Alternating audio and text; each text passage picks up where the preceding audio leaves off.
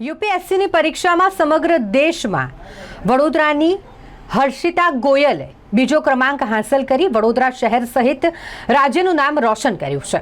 ત્યારે ચહેલ એકેડમી ખાતે એક ખાસ પ્રેરણાદાયક અને પ્રોત્સાહક કાર્યક્રમનું આયોજન કરવામાં આવ્યું હતું કે જ્યાં યુપીએસસી ટોપર હર્ષિતા ગોયલે યુપીએસસી પરીક્ષા દરમિયાન તેના શું અનુભવો રહ્યા તે તમામ વિદ્યાર્થીઓ સાથે શેર કર્યા હતા।